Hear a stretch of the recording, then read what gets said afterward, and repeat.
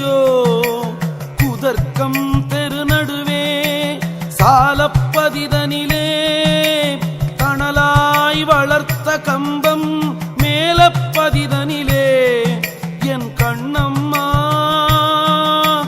விளையாட்டை பாரேனோ.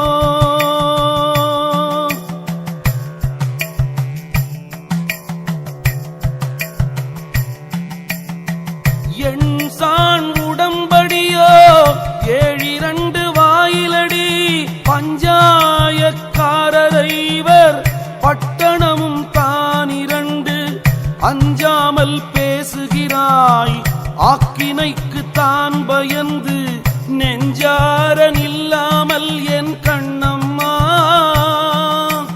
நிலை கடந்து வாடுரண்டி.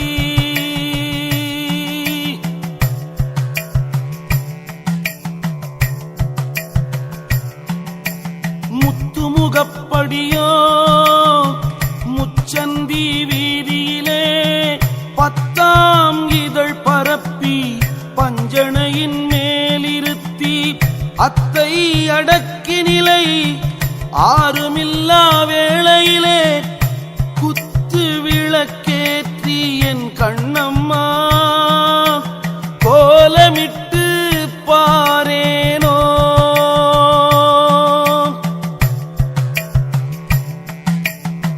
சம்பாரிசியடி சாதம் சமைத்திருக்க உண்பாய் நீ என்று சொல்லி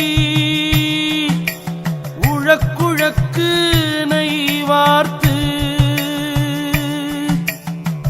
முத்து போல் அன்னமிட்டு முப்பழமும் சர்க்கரையும் தித்திக்கும் தேனமிர்தம் என் கண்ணம்மா தின்று களைப்பாரேனோ.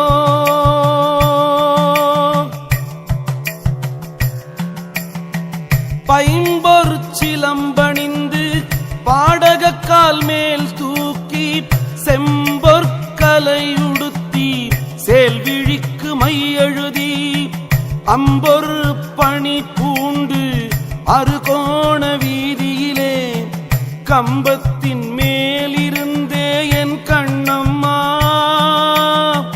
கண்குளிர பாரேனோ.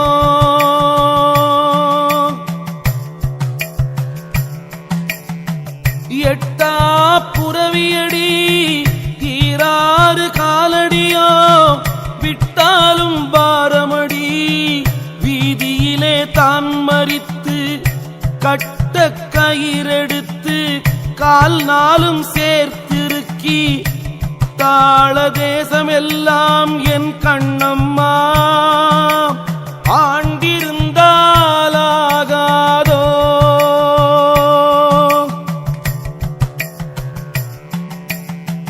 கொல்லன் உலை போல கொதிக்குதடி என் வயிறு நில்லென்று சொன்னால் நிலை நிறுத்த கூடுதில்லை நில்லென்று சொல்லியல்லோ நிலை நிறுத்த வல்லார்க்கு கொல்லென்று வந்த நமன் என் கண்ணம்மா குடியோடி போகானோ.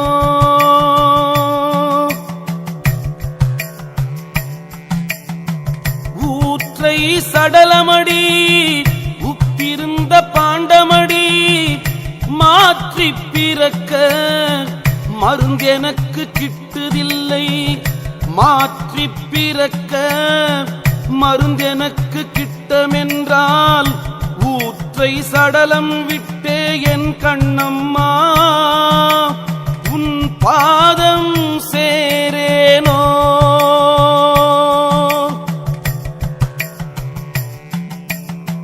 வாழை பழம் தின்றால் வாய் நோகும் என்று சொல்லி தாழை பழம் தின்று சாவெனக்கு வந்ததடி தாழை பழத்தை விட்டு சாகாமற் சாகவல்லோ வாழை பழம் தின்றால் என் கண்ணம்மா வாழ்வெனக்கு வாராதோ.